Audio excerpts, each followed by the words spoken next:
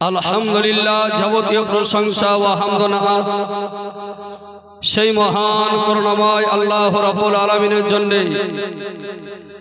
যিনি আমাদেরকে বিশ্ব নবী, মহানবী, আদর্শের নবী, নূরের নবী, রহমতের নবী, শিক্ষার নবী, দীক্ষার নবী, নবী আরবি, হাশমি, কুরাইশি, মক্কি, মাদানী, ফিদা রূহি ওয়া কলবি নবী মুহাম্মদুর রাসূলুল্লাহ সাল্লাল্লাহু তাআলা আলাইহি ওয়াসাল্লামের উম্মত করেছেন। সকলেই বলি আলহামদুলিল্লাহ।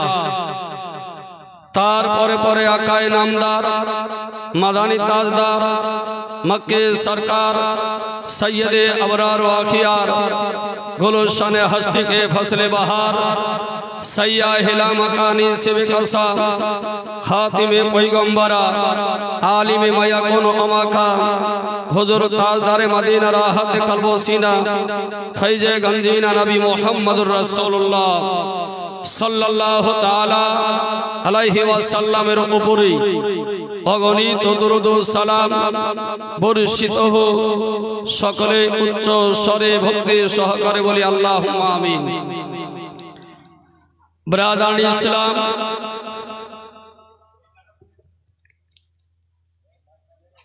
আমি আপনাদের সামনে উপস্থিত হয়েছি কিছু আলোচনা রাখার জন্য, বক্তব্য বিষয়ের জন্য। কোরআনে কারীম থেকে একটি আয়াত তেলাওয়াত করেছি, যে আয়াতটা প্রত্যেক ওয়াক্তেই ইমামের মুখ থেকে শুনতে পাওয়া যায়। রব্বানা আতিনা ফিদ দুনিয়া হাসানাতাও ওয়া ফিল আখিরাতি হাসানাতাও ওয়া কিনা আযাবান নার। শুনেছেন? যদি দুআয়ে কুনুত মুখস্থ না থাকে, তাহলে বেতেরের নামাজে দুআয়ে কুনুতের জায়গায় এটা পড়তে হয়। আমি আপনাদের নিকটে আবেদন একটা করব, রাস্তার ওই সাইডে চেয়ারে যারা বসে আছেন, একটু সামনে যদি এসে বসে যান, তাহলে একটু সভাটা শেষ সময়েও মানিয়ে যাবে, এটা আমার আশা। না মানাবে না? হ্যাঁ, সামনে এসে যদি বসে যান, একটু কষ্ট করে হলেও, বহুদূর থেকে এসেছি, ইসলামপুর থেকে, ব্রাদার ইসলাম, তাই আবেদন করি একটু এখানে চলে আসুন। বেশি সময় আপনাদের আমি নিব না, সভাটা দেখতে ভালো লাগবে। আর মিথ্যা কথা যদি কেউ বলে, তো দেখবেন চোখের দিকে তাকিয়ে কথা বলতে পারে না, মাথা নিচু করে বা সাইডে তাকিয়ে কথা বলে। তা আমি মিথ্যা বলছি না। অতএব ব্রাদার ইসলাম, আপনাদের কাছে আবেদন করব, যারা চেয়ারে আমার বাপ ভাই যারা বসে আছেন, তাদেরকে বলি যে একটু সামনে এসে বসে যান। আমি বাহির থেকে যদি এসেছি, দূর থেকে, কিন্তু আমি দূরের নয়, আমি খুব কাছেরই। ব্রাদার ইসলাম, আব্দুর রাজ্জাক বলে একটা মুন্সি ছিল, এই সামনে একটা মসজিদ আছে, ওই মসজিদে ইমাম ছিলেন আব্দুর রাজ্জাক মুন্সি। ব্রাদার ইসলাম, আজ থেকে প্রায় 23-24 বছর আগে ইন্তেকাল করেছেন। মান্নান প্রধান শুনেছেন? টিকরপাড়ার মান্নান প্রধান, ওই মান্নান প্রধান আমার নানা, মানে আপন নানার আপন ভাই। ব্রাদার ইসলাম, আব্দুর রাজ্জাক মুন্সি আমার নানা, টিকরপাড়া আমার বাড়ি। আমাদের ঈদগাহ হইতে সামনে যে ঈদগাহ, ওটা হলো আমাদের ঈদগাহ। বুঝতে পারলেন? আপনারা কোথায় পড়েনি? হ্যাঁ, তাহলে আপনাদের সঙ্গে মেল আছে। ঈদগাহের দিক দিয়ে জামাত একটাই। ব্রাদার ইসলাম, আগে বাসির হাফেজ সাহেব নামাজ পড়াতেন, এখন তার ছেলে নামাজ পড়ান, ঈদের নামাজ। তো যাই হোক, আমি অন্য দিক নিয়ে আলোচনা করব না। এখানে কয়েকটা প্রশ্ন এসেছে, উত্তর আমাকে দিতে হবে। ইনশাআল্লাহ আমি চেষ্টা করব উত্তর দেওয়ার। ব্রাদার ইসলাম, আজকে মসজিদের উন্নতি প্রতিকল্পে জালসার আয়োজন করা হয়েছে। জালসায় আপনারা মসজিদকে কেন্দ্র করে যে যতটা পেরেছেন সাহায্য করেছেন। ব্রাদার, আমি আপনাদের সামনে যে আয়াতের অংশ তেলাওয়াত করেছি, এই আয়াতে কি বলা হয়েছে? আল্লাহ রাব্বুল আলামিন কোরআনে কারিমে এই দুআটা দিয়েছেন, রব্বানা অর্থাৎ হে আমাদের প্রতিপালক, আতেনা আমাদেরকে দাও, রব্বানা আতিনা ফিদ দুনিয়া, হে আল্লাহ আমাদেরকে তুমি দান করো দুনিয়াতে, হাসানা মানে উত্তম মঙ্গল দান করো দুনিয়ায়, অফিল আখিরাতে হাসানা এবং আখিরাতেও আমাদেরকে মঙ্গল দান করো। এ দুনিয়াতেও মঙ্গল দাও, পরকালেও মঙ্গল দান করো। ওয়াকিনা আযাবান নার, এবং জাহান্নামের আগুন থেকে আমাদেরকে বাঁচাও। এই দুয়াতে কটা জিনিস চাওয়া হলো? এই দুনিয়াতে মঙ্গল, আর পরকালে মঙ্গল, আর জাহান্নাম থেকে মুক্তি। এই তিনটা জিনিস চাওয়া হলো।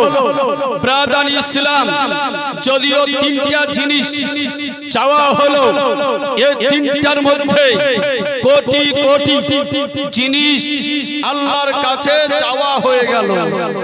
কোটি কোটি জিনিস চাওয়া হয়ে গেল। এই দুনিয়ায় মঙ্গল দাও, আপনার জন্য সন্তান মঙ্গল, সন্তান নাই চাওয়া হয়ে গেল। বিটি মঙ্গল আপনার নাই, আল্লাহর কাছে চাওয়া হয়ে গেল। আপনার শরীর সুস্থ নাই, সুস্থতা এটা মঙ্গল। আপনি রোগী, আল্লাহর কাছে এই সুস্থতা চাওয়া হয়ে গেল।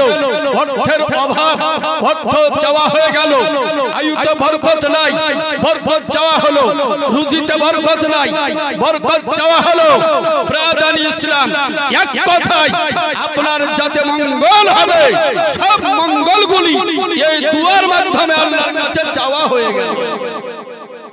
এর জন্যই বিশ্বনবী মহানবী আকা মাওলা সাল্লাল্লাহু তাআলা আলাইহি ওয়াসাল্লাম তিনি বলেছেন, কোন মানুষ যদি খুবই সংক্ষেপে আল্লাহর কাছে সব চাইতে চায়, চাওয়ার মনস্থ করে, সে যেন এই দুআটা পাঠ করে নেয়, তাহলে তার যত মনস্কামনা আছে সবই আল্লাহর কাছে চাওয়া হয়ে যায়। তাই ইমামগণ বিশেষভাবে অন্য কোন দোয়া না পাঠ করলেও এই দোয়াটা পাঠ করে থাকেন। কিন্তু ব্রাদার ইসলাম, এখন সমাজে রোগ ধরে গিয়েছে, সমাজে রোগ ধরে গিয়েছে। এখন সমাজ রোগে আক্রান্ত হয়ে গিয়েছে।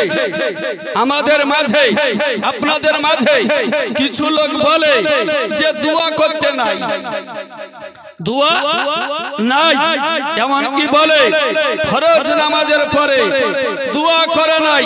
কিন্তু আমার পূর্বের বক্তা মুনাজির আহলে সুন্নাত হযরত আল্লামা মাওলানা মুফতি নিয়াজ আহমদ সাহেব কেবলা তিনি বলছিলেন হাদিস থেকে যে কয়েকটা সময়ে আল্লাহর কাছে দোয়া তাড়াতাড়ি কবুল হয়ে যায়।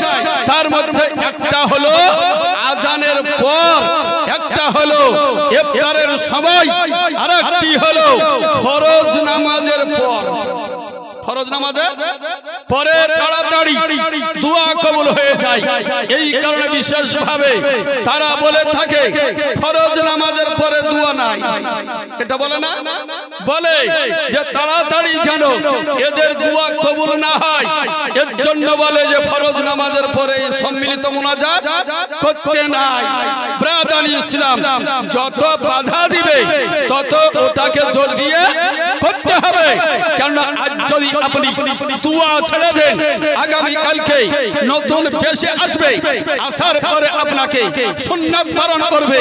সুন্নাত যদি আপনি ছেড়ে দেন, ফরজ থেকে আপনাকে পালন করবে, বিরত রাখবে।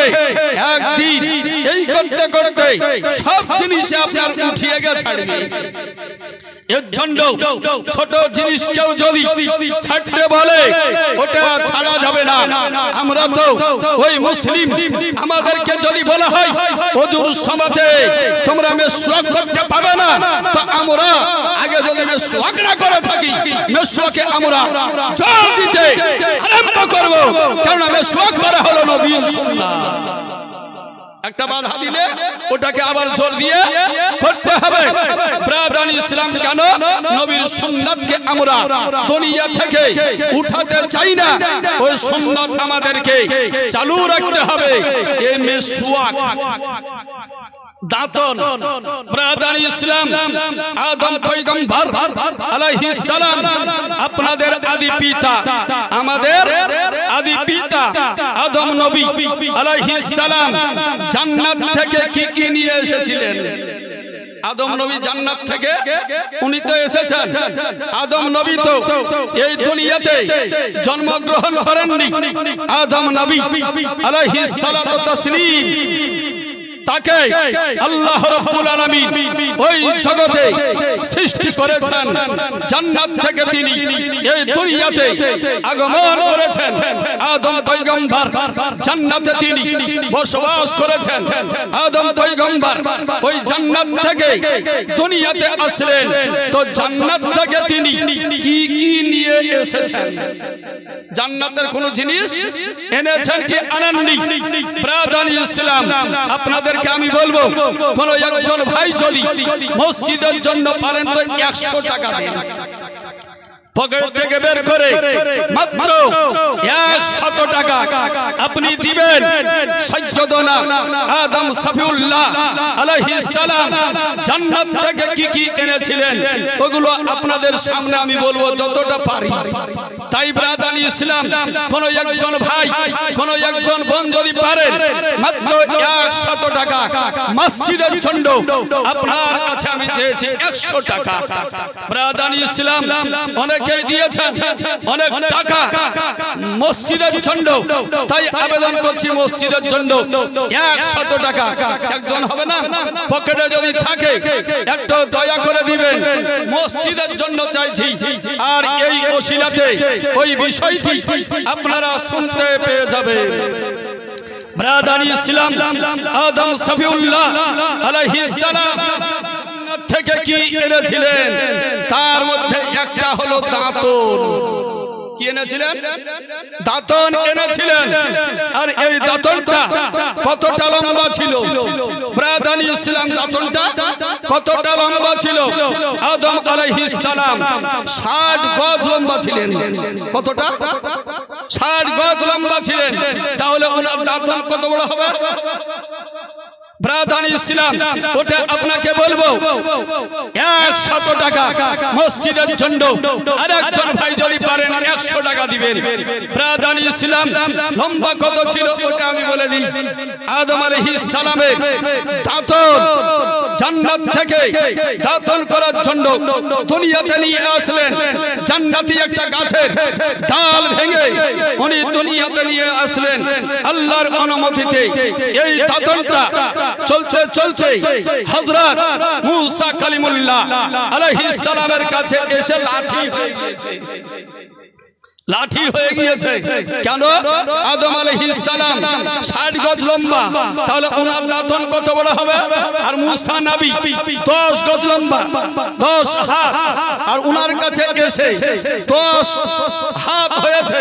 তাহলে আপনি চিন্তা করুন যে ওনার দাঁতন আর ইনার কাছে ওটা লাঠি, দাঁতন আর হলো না। ব্রাদারান ইসলাম 10 হাত লম্বা হয়েছিল হযরত মুসা কালিমুল্লাহ আলাইহিস সালামের কাছে ওই দাঁতনটাই। ব্রাদারান ইসলাম মুসা নবী আলাইহিস সালামের কাছে এই লাঠিখানা কিভাবে এলো? মুসা নবী এই লাঠিখানা কোথা থেকে পেলেন? 300 টাকা হয়েছে। আর একজন ভাই যদি পারেন তাহলে মাত্র 100 টাকা আপনি দিবেন। তাহলে ওই দাঁতনখানা কিভাবে মুসা নবী আলাইহিস সালাম পেলেন ওটা আমি বলে দেব। ব্রাদারান ইসলাম খুব সুন্দর ঘটনা আপনাদেরকে আমি বলবো। 100 টাকা কোন মা যদি পারেন তাহলে আপনিও দিয়ে পাঠাবেন 100 টাকা। গজল আপনাকে আর শোনাতে পারবো না, আমি শোনাতেও পারি না। আমার পূর্বের দুই বক্তাই কিছু না কিছু গজল আপনাদেরকে শুনিয়েছেন। 100 টাকা কি হবে না? ব্রাদানি ইসলাম সম্ভব যদি হয় মা বোনেরা 100 টাকা কাউকে দিয়ে একটু পাঠিয়ে দিবেন। মসজিদের জন্য আমি চেয়েছি। দাতনখানা কিভাবে ওই লাঠিখানা এলো মুসা নবী আলাইহিস সালামের কাছে। মুসা নবী শ্বশুরের নাম হযরত সুয়াইব নবী আলাইহিস সালাম। মুসা নবীর শ্বশুরের মহাশয়ের নাম কি? সুয়াইব নবী আলাইহিস সালাম। আর একজন দিয়েছেন 500 টাকা। আল্লাহ রাব্বুল আলামিন সকলের দানকে কবুল করেন, আমিন ইয়া রাব্বাল আলামিন। বেজায় হাবিবেকা সাইয়্যিদুল আম্বিয়া ওয়াল মুরসালিন। মুসা নবীর শ্বশুরের নাম কি? সুয়াইব নবী আলাইহিস সালাম। একজন মা দিয়েছেন 50 টাকা। তারপরে মুসা নবীর শ্বশুর মহাশয় তিনি একজন পয়গম্বর, তিনি হচ্ছেন হযরত সুয়াইব নবী আলাইহিস সালাম। এবার কার সঙ্গে বিবাহ হলো? সুয়াইব নবীর কন্যা, তার নাম হলো হযরত সফরা রাদিয়াল্লাহু তাআলা আনহা। এই সফরার সঙ্গে মুসা নবী আলাইহিস সালামের বিবাহ সম্পন্ন হয়ে গেল। সফরার সঙ্গে বিবাহ হয়ে গেল। কিভাবে বিবাহ হলো? ওই দিকে গেলে আপনার প্রায় 2 ঘন্টা লেগে যাবে। অতএব আমি মোটামুটি এই লাঠির কাছে চলে আসবো, এর জন্য বলছি বিবাহ হয়ে গেল। এবার মুসা নবী আলাইহিস সালাতু তাসলিমের উপরে আল্লাহর পক্ষ থেকে ইশারা এলো, নির্দেশ এলো, হে মুসা নবী আলাইহিস সালাম আর সুয়াইব নবীর কাছে আপনার থাকা যাবে না, আপনাকে আপন এলাকায় চলে যেতে হবে। আপনাকে যে এলাকার দায়িত্ব দেওয়া হয়েছে ওখানে চলে যেতে হবে। এবার মুসা নবী আলাইহিস সালাম নিজ শ্বশুর হযরত সুয়াইব নবী আলাইহিস সালামকে গিয়ে বললেন, হে সুয়াইব পয়গম্বর আলাইহিস সালাম, আমার তো বিবাহ হয়ে গিয়েছে, আল্লাহর পক্ষ থেকে ইশারা এসে গিয়েছে, আমাকে আর এখানে থাকা যাবে না, সুযোগ নাই, আমাকে আমার এলাকায় চলে যেতে হবে। অতএব আপনার বিটিকে আপনি বিদায় দেন, আমাকে আপনি বিদায় দান করুন।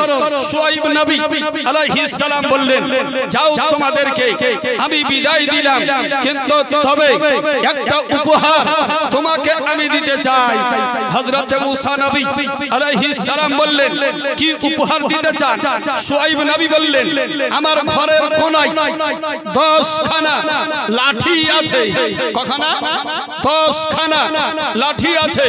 ওই লাঠির মধ্যে হতে একখানা লাঠি তুমি বের করে আনো। হযরত মুসা কালিমুল্লাহ আলাইহিস সালাম ঘরের মধ্যে প্রবেশ করলেন। অন্ধকার ঘর, কোনো আলোর ব্যবস্থা নাই। ওই ঘরে গেলেন, যে কোণার কথা বলেছিলেন ওই কোণায় গেলেন। 10 খানা লাঠি দাঁড়িয়ে রয়েছে, ওর মধ্যেই একখানা হলো জান্নাতি লাঠি, আর বাকি 9 খানা হলো এই দুনিয়ার লাঠি। মুসা কালিমুল্লাহ আলাইহিস সালাম ওখানে যাওয়ার পরে এই 10 খানা লাঠির মধ্যে হতে একখানা লাঠি ধরলেন, ওই লাঠিখানা বের করলেন, বের করে এনে সুয়াইব নবীর কাছে হাজির। সুয়াইব পয়গম্বর আলাইহিস সালাম দেখলেন, এটা তো ওই লাঠি যেটা জান্নাতি লাঠি। আদম পয়গম্বর জান্নাত থেকে এই লাঠিখানা এনেছিলেন। ব্রাদানি ইসলাম আসল হকদার কে? তাকেই ওই লাঠিখানা তিনি দিবেন। এই কারণে 10 খানার মধ্যে তিনি মিলিয়ে রেখেছিলেন, যার হবে তার হাতে 3 বারই এই লাঠিখানা উঠবে। আলাইহিস সালাম একজনকে বললেন, এই লাঠিখানা আবার ওই 9 খানা লাঠির সঙ্গে মিলিয়ে রেখে দিয়ে চলে এসো। লাঠিখানা রেখে দেওয়া হলো। আবার সুয়াইব নবী মুসা নবীকে বললেন, লাঠিখানা যাও আবার একখানা লাঠি বের করে আনো। হযরত মুসা নবী আলাইহিস সালাম গেলেন, আবার ওর মধ্য থেকে একখানা লাঠি নিয়ে বেরিয়ে আসলেন। তো দেখলেন ওই জান্নাতি লাঠি আবার চলে এসেছে। আবার সুয়াইব নবী বললেন, একজন পাঁচজনকে এই লাঠিখানা যেখানে ছিল ওখানে রেখে এসো, রেখে আসা হলো।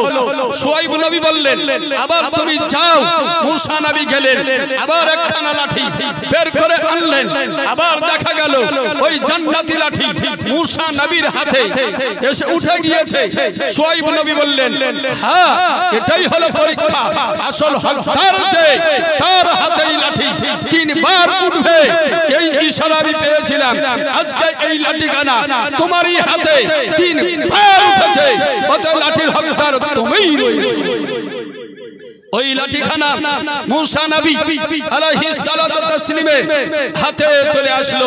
এই রকম ভাবে মূসা নবী আলাইহিস সালাম শ্বশুরের পক্ষ থেকে উপহার হিসাবে এই লাঠিখানা পেয়েছিলেন হযরত মূসা কালিমুল্লাহ আলাইহিস সালাতু তাসলিম। আর এটা আছে তাজকিরাতুল আম্বিয়া কিতাবের মধ্যে আছে। ব্রাদান ইসলাম আমি বলছিলাম আদম সফিউল্লাহ আলাইহিস সালাম জান্নাত থেকে কি কি এনেছেন, একটাই আমি বলেছি, ওটা হলো দাঁতন এনেছেন। কি এনেছেন? দাঁতন এনেছেন। আর কি কি এনেছিলেন আরেকটা আপনাকে আমি বলবো।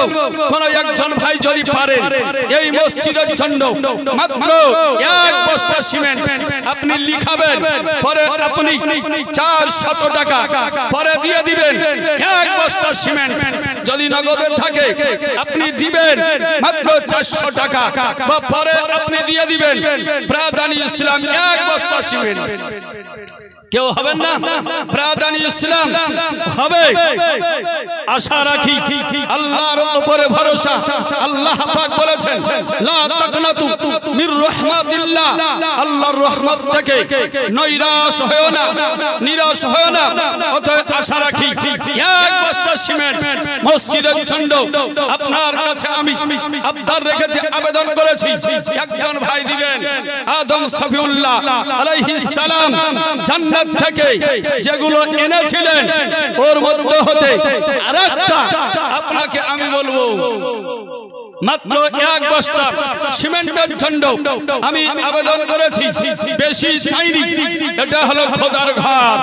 নবী পাক সাল্লাল্লাহু আলাইহি ওয়াসাল্লাম বলেছেন মান বানা লিল্লাহি মসজিদান বানাল্লাহু লাহু বাইতান ফিল জান্নাহ।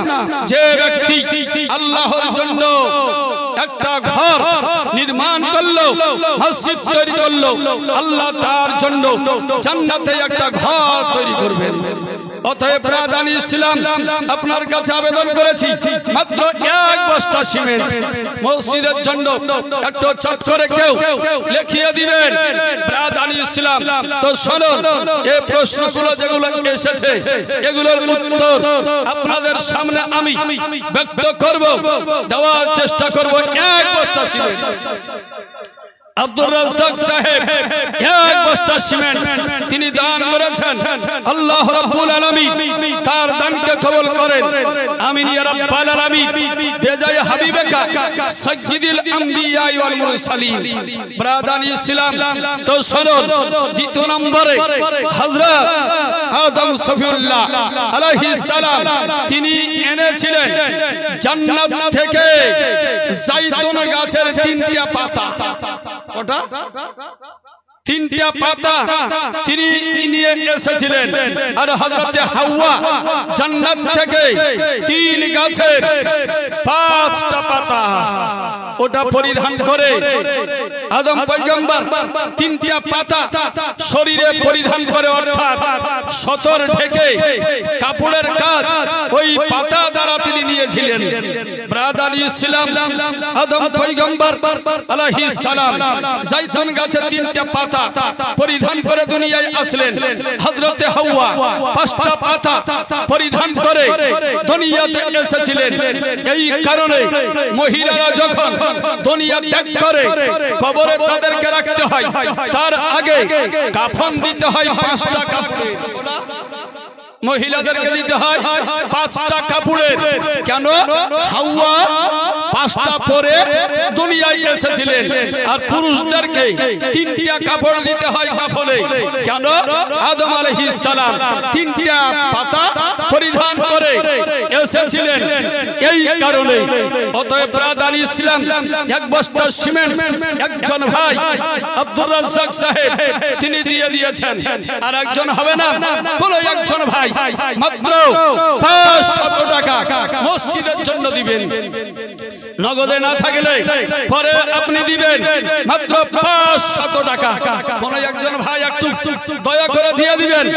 ব্রাদানি ইসলাম মসজিদের জন্য, মসজিদে আপনি যদি চেরাগ জ্বালান আপনি নেকি পাবেন। সবে কদরে মসজিদকে আলোকিত করা শরীয়তে জায়েজ। হযরত উমর ফারুক রাদিয়াল্লাহু তাআলা আনহু রমজান শরীফে মসজিদকে তিনি আলোকিত করেছিলেন। এই কারণে একজন সাহাবী আল্লাহর কাছে দোয়া করেছিলেন, হে আল্লাহ উমর ফারুকের কবর শরীফকে রওশন করে দাও, যেমন উমর ফারুক তোমার ঘর মসজিদকে আলোকিত করে দিয়েছে। শের আলী সাহেব এক বস্তা সিমেন্ট দিয়েছেন, আল্লাহ তার দানকে কবুল করেন, আমিন ইয়া রাব্বাল আলামিন। আমি চেয়েছিলাম 500 টাকা মসজিদের জন্য। একজন ভাই একটু দয়া করে আপনি লিখিয়ে দিবেন, পরে আপনি পরিশোধ করেন। যদি নগদে না থাকে একজন হবে না, একজন যুবক ভাই মাত্র 500 টাকা একটু দিয়ে দিবেন। আর উত্তর শুনুন, আর কি কি এনেছিলেন শোনাবো। একটা হলো সাড়াশি, সাড়াশি বুঝেন, যাতে কাঁটা তোলে। ব্রাদানি ইসলাম শক্ত জিনিসকে তুলতে হয়, এই সাড়াশি একটা এনেছিলেন। আর একটা হলো পেরেশ, আয়রন, আয়রন বুঝেন তো, জামা ইস্ত্রি করে প্রেস করা হয়, এই জিনিস তিনি এনেছিলেন। ব্রাদানি ইসলাম আদম পয়গম্বর আলাইহিস সালাম আরো এনেছিলেন দুনিয়াতে যত গাছ আছে, যত ফসল আছে, প্রত্যেকটা বৃক্ষের, প্রত্যেকটা লতা পাতা, গুল্ম জাতীয় যত গাছ আছে, প্রত্যেকটা গাছের এক একটা করে বীজ তিনি দুনিয়াতে এনেছিলেন। জান্নাত থেকে এনেছিলেন গমের বীজ তিনি নিয়ে এসেছিলেন। ব্রাদানি ইসলাম আর হযরত হাওয়া রাদিয়াল্লাহু তাআলা আনহা তিনি সোনা এবং চাঁদি দুনিয়াতে এনেছিলেন। ওনাকে প্রেরণ করা হয়েছিল জেদ্দাতে আরবে। এই কারণে ওঢেল সোনা হলো আরবে, ওঢেল সোনা হলো আরবে, কারণ হাওয়া এসেছিলেন আরবের সরজমিনে, আর উনি এনেছিলেন সোনা চাঁদি। এই কারণে সোনা ওঢেল আছে ওই আরবে। আর আদম পয়গম্বর আলাইহিস সালাম তিনি এনেছিলেন এই গম, এক কথায় শস্য জাতীয় ফলের বীজ তিনি এনেছিলেন। এই কারণে ভারতে বেশি চাষ হয়, ভারতে বেশি চাষ হয়ে থাকে, আরব ওই চাষ থেকে বঞ্চিত আছে। তাই আমি বলছিলাম হযরত আদম সফিউল্লাহ আলাইহিস সালাম সম্পর্কে বললাম কয়েকটি প্রশ্ন এসেছে, এগুলোর উত্তর দেব। একজন ব্যক্তিকে বলেছিলাম মাত্র 500 টাকা, একটু লিখিয়ে দেন না, বেশি চাইনি। তারপরে শুনুন, কেউ যদি বলে হযরত মুহাম্মদ সাল্লাল্লাহু আলাইহি ওয়াসাল্লাম দাঁড়িয়ে পেশাব করেছেন, সেটা সত্য না মিথ্যা? ব্রাদানি ইসলাম হাদিস লুকানো যায় না, যখন একজন তুলি দিয়েছে তাহলে এটা সত্য না মিথ্যা বলতে হবে। ব্রাদানি ইসলাম নবী পাক সাল্লাল্লাহু তাআলা আলাইহি ওয়াসাল্লামের কিছু কাজ নিজের ইচ্ছাকৃত ব্যাখ্যা না করে সোজা সাপটা ভাবে বলতে নাই, সোজা সাপটা ভাবে বলতে নাই, ওর ব্যাখ্যা সহ বলতে হবে, না তো পাবলিক বিপদগামী হয়ে যাবে। যেমন এটা হয়ে গিয়েছে, নবী পাক দাঁড়িয়ে পেশাব করেছেন, কথা তো সত্য, কিন্তু কেন, কি কারণে, পরিস্থিতি কি ছিল, এটাও তো বলতে হবে নাকি? ওটাও বলতে হবে হাদিস শরীফের ভাষা। শুনুন, আতা ইন্নান নবী সাল্লাল্লাহু আলাইহি ওয়াসাল্লাম আতা সুবাতাতা কওমিন ফাবালা কায়মা। বিশ্ব নবী মহানবী সাল্লাল্লাহু তাআলা আলাইহি ওয়াসাল্লাম এক এলাকায় একেবারে নোংরা ফেলার জায়গার পার্শ্ব দিয়ে নবী পাক সাল্লাল্লাহু আলাইহি ওয়াসাল্লাম যাচ্ছিলেন। এমন সময় ওখানে দাঁড়িয়ে নবী পাক পেশাব করেছেন। নবী পাক দাঁড়িয়ে পেশাব করেছেন। তাহলে বোঝা গেল কি ওই এলাকাটা নোংরা ছিল। ব্রাদানি ইসলাম ওখানে বসে পেশাব করা সম্ভব ছিল না। এই কারণে নবী পাক সাল্লাল্লাহু আলাইহি ওয়াসাল্লাম দাঁড়িয়ে ওখানে ওই কাজটা সম্পন্ন করেছেন। কিসের জন্য? নবীর চরিত্র হলো উত্তম চরিত্র। নবী হলেন আমাদের জন্য মডেল, নবী হলেন আমাদের জন্য নমুনা। নবীকে দেখে, নবীর কর্ম দেখে আমাদেরকে জীবন যাপন করতে হবে। আমরা যেমন বিভিন্ন পরিস্থিতির সম্মুখীন হয়ে যাই। শিয়ালদাহ যদি চলে যান, শিয়ালদাহ স্টেশনে আপনি গিয়ে দেখবেন যে পেশাবখানাগুলো আছে, ওখানে দাঁড়িয়ে পেশাব করা ছাড়া আর কোনো উপায় নাই। গিয়েছেন কোনদিন? শিয়ালদাহ স্টেশন এই রকম কিছু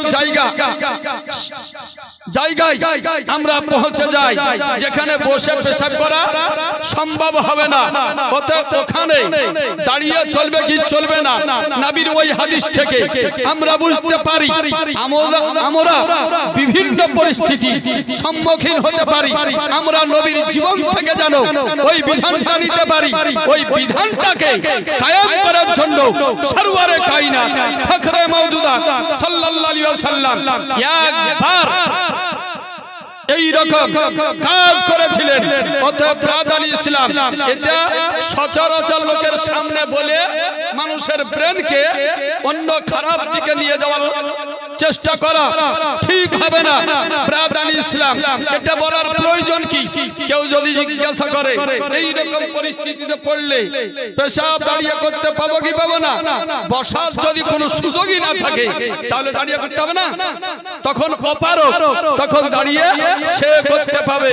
বিনা কারণে, কোনো কারণ নাই দাঁড়িয়ে পেশাব করবে, এটা তার জন্য চলবে না। অতএব ব্রাদানি ইসলাম বুখারী শরীফের হাদিসে আছে যে নবী পাক সাল্লাল্লাহু আলাইহি ওয়াসাল্লাম দাঁড়িয়ে একবার করেছেন, আর জীবনে যতবার হয়েছে সবই হলো বসে। অতএব সাধারণ সময়ে নবী পাক যেমন ভাবে পেশাব করেছেন ওটাই হলো আমাদের জন্য বিধান। আর ব্যতিক্রম যেটা, আপনারও ব্যতিক্রম যখন হবে তখন নবী পাকের ওই ব্যতিক্রম অবস্থার কর্মটা অনুযায়ী আপনারও ফয়সালা হবে।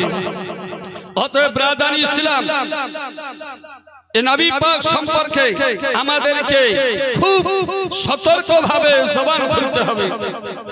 তারাবির নামাজে কোরআন খতম করা জায়েজ না না জায়েজ? তারাবির নামাজে খতম তারাবি এক কথায় করা চলবে কি চলবে না? ব্রাদানি ইসলাম তারাবির নামাজে এক কথায় খতম তারাবি করা এটা শরীয়তে জায়েজ আছে। চার ইমামই ফতোয়া দিয়েছেন যে খতম তারাবি করা শরীয়তে জায়েজ।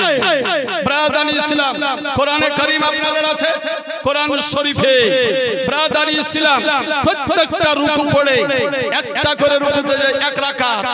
এই রকম করতে করতে 27 রজনীতে খতম করা হবে। এই রকম ভাবেই রুকু করা হয়েছে। কোরআন খতম করা শরীয়তে জায়েজ এবং সুন্নাত। অতএব এটাকে বেদাত যে বলে সেই হলো বিপদগামী, সেই ভুল ফতোয়ার উপরে আছে, তাকে তওবা করা দরকার। কিন্তু কেবল তো ওটাই নয়, কেবল তোর বাইশরণী যে উজু করে সে পাক হয়ে যাবে, ও সে পায়খানাও করেছে। অতএব খালি তার এই কথা থেকে তওবা করলে চলবে না, তার আরো আকীদার গন্ডগোল আছে। এই কথা কে বলেছে? এটা বলেছে আব্দুর রাজ্জাক ইবনে ইউসুফ, বাংলাদেশের এক বক্তা। সে বলেছে খতম তারাবি করা শরীয়তে না জায়েজ, বেদাত। এই কথা ওই লোকটা বলেছে, কিন্তু আমাদের এলাকায় খতম তারাবি চালু আছে, আর এটা শরীয়ত সম্মতই চালু আছে। অবশ্যই করবেন, নেকির হকদার হবেন। নামাজে দাঁড়িয়ে সূরা ফাতিহার পর আমিন জোরে বলতে হবে না আস্তে বলতে হবে? আমিন জোরে না আস্তে? ব্রাদান ইসলাম, আমিন হলো আস্তে, আমিন বলতে হবে নীরবে। আমাদের ইমাম, আপনাদের ইমাম, ইমামে আযম সিরাজুল উম্মাহ, কাশিফুল উম্মাহ, মালিকুল আযম্মা, তিলমিজুস সাহাবা, সাজ্জাদুনা সানাদুনা, ইমামুনা মুকাল্লাদুনা, ইমামে আবু হানিফা রাদিয়াল্লাহু তাআলা আনহু কোরআন ও হাদিস থেকে মন্থন করে আমাদেরকে মশলা দিয়েছেন যে আমিন আস্তে বলতে হবে, আমিন আস্তে বলতে হবে। অতএব যে নিয়ম অনুযায়ী নামাজ আপনারা পড়ছেন এটাই হলো সঠিক নিয়ম। আমিন আস্তে বলাই হলো মুস্তাহাব, আমিন আস্তেই বলবেন। কোন কিতাবে আছে? তিরমিজি শরীফ প্রথম খণ্ড আমিনের ফজিলতের চ্যাপ্টারের মধ্যে ওয়াইল ইবনে হুজুর থেকে হাদিস শরীফ বর্ণিত। তিনি বলেন قرأ غير المغضوب عليهم ولا الضالين وخفض بها صوته ওয়াইল ইবনে হুজুর রাদিয়াল্লাহু তাআলা আনহু তিনি বলেন যে রাসূল পাক নামাজে গায়রিল মাগদুবি আলাইহিম ওয়ালা দাল্লিন পাঠ করলেন, আর আমিনকে তিনি আস্তে বললেন। অতএব এই হাদিস অনুযায়ী আমাদেরকে আমিন আস্তে বলতে হবে। এটাই হলো হানাফি মাযহাবের ফতোয়া। ব্রাদান ইসলাম এর উপরে আমল করতে হবে। আর কয়েকটি মশলা আপনাদেরকে আমি বলি। কিছু লোক ব্রাদান ইসলাম নামাজে যখন দাঁড়ায় তখন পাকে ফাঁক করে দেয়, প্রায় এক হাত হবে, এক হাত কিছু কম বেশি এই রকম করে ফাঁক করে দাঁড়ায়, আর একজনের পায়ের সঙ্গে পা মিলাতে যায়। আর ওরা বলে যে শয়তান ঢুকে যাবে, শয়তান ঢুকে যাবে। ব্রাদান ইসলাম দুই জনের মাঝ দিয়ে একটু যদি ফাঁকা থাকে তাহলে শয়তান ঢুকে যাবে। যদি তাই হয় তাহলে সিজদাতে যাওয়ার সময় দুই পাকে জড়ো করে নিল, এবার ফাঁকা হলো না? এবার ফাঁকা তো হয়ে গেল, এবারও তো ঢুকে যাবে। ব্রাদান ইসলাম আপনার বডি, আপনার শরীর যতটা জায়গা নিলে স্বাভাবিকভাবে দাঁড়াতে পারবেন ততটা ফাঁক করে আপনি দাঁড়ান। ইচ্ছাকৃত ফাঁকও করতে যাবেন না, ইচ্ছাকৃত জড়ো আপনি করতে যাবেন না। দুই পায়ের মাঝে 4 আঙ্গুল, 6 আঙ্গুল, 8 আঙ্গুল এই পর্যন্ত আপনি ফাঁক রাখুন। এই অস্বাভাবিক ফাঁকা করার কোন দরকার নাই, আরেকজনের পায়ে পা বাঁধাবারও দরকার নাই। যতটা জায়গা নিলে আপনি বহল তবিয়তে রুকু সিজদা করতে পারবেন এতটা জায়গায় আপনি দখল করেন। এই 10 জন ব্যক্তি মিলেই একটা কাতারকে লোড করেন না, একটা কাতারকে লোড করার কোনো দরকার নাই। যতটা লোক আটবে ততটা লোকেই কাতারকে পূরণ করেন। আর কিছু লোক এই রকম লোক যদি 10টা আপনাদের এই মসজিদে 15টা যদি লোক দাঁড়ায় তা দেখবেন এক কাতার লোড হয়ে যাবে। সবাই যদি ওই রকম লোক হয়, পা ভাগ করে দাঁড়াবার লোক হয়, তাহলে এক কাতার পূর্ণ হয়ে যাবে। অতএব ব্রাদান ইসলাম নামাজ এমন ভাবে পড়েন পিছন থেকে বা সাইড থেকে দেখলে জানো ভদ্র ব্যক্তি দাঁড়িয়েছে, আদব সহকারে দাঁড়িয়েছে, এটা যেন মনে হয়। ব্রাদান ইসলাম ইমামে আযম আবু হানিফা রাদিয়াল্লাহু তাআলা আনহু জগৎ বিখ্যাত ইমাম, তিনি আমাদেরকে কোরআন ও হাদিস থেকে ক্লিয়ার করে সামনে মসলা হাজির করে দিয়েছেন। অতএব আমাদেরকে ওই নিয়মেই চলতে হবে। নামাজে হাত আমরা কোথায় বাঁধি? নামাজে যখন হাত বাঁধি তখন নাভির নিচে পুরুষদেরকে হাত বাঁধতে হয়, পুরুষদেরকে হাত বাঁধতে হয় নাভির নিচে। প্রাদান ইসলাম এটা কোন কিতাবে আছে? আবু দাউদ শরীফ প্রথম খণ্ড 109 পৃষ্ঠা। ক্বালা আলীকুন ইন্না মিনাস সুন্নতি ওয়াজউল কাফ আলাল কাফ তাহাতা সুররা। হযরতে আলী রাদিয়াল্লাহু তাআলা আনহু বিখ্যাত সাহাবী, নবীর জামাতা আলী শের খোদা, মৌলায়ে কায়নাত, মুশকিল কুশা, হায়দার কাররার, ফাতিয়া খাইবার, সাহিবে জুলফিকার, বাবে দারিল হিকমা, বাবে দারুল ইলম, হযরতে আলী রাদিয়াল্লাহু তাআলা আনহু তিনি বলছেন ইন্না মিনাস সুন্নাতে, এটাই হলো নবীর সুন্নাত। ওয়াজউল কাফ আলাল কাফ, হাতের উপরে হাত রেখে তাহাতা সুররা, তাহাতা সুররা, নাভির নিচে হাত বাঁধা, এটাই হলো নবীর সুন্নাত। কে বললেন এটা? হযরত আলীর ফতোয়া। আলী বললেন নবীর সুন্নাত হলো নাভির নিচে হাত বাঁধা। এটাই আমরা এই নিয়মেই নামাজে হাত আমরা বেঁধে থাকি। অতএব আমাদেরকে ওই রকম ভাবে নামাজ আদায় করতে হবে। বুকের উপরে হাত বাঁধা, বুকের উপরে হাত বাঁধার হাদিস সহিহ ইবনে খুজাইমা ওই কিতাবের মধ্যে আছে। আর এই হাদিসের একজন রাবী মুআম্মাল ইবনে ইসমাইল, আর মুআম্মাল ইবনে ইসমাইলকে ইমাম বুখারী রাহমাতুল্লাহ আলাইহি মুনকারুল হাদিস বলেছেন, যার হাদিস হলো জয়ীফ হাদিস, যার হাদিস জয়ীফ হাদিস। অতএব ওই অনুযায়ী আমরা এই কারণে আমল করি না।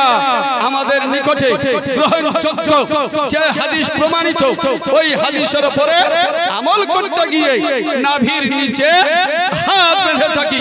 একবার দুরূদে পাক পড়ুন, আল্লাহুম্মা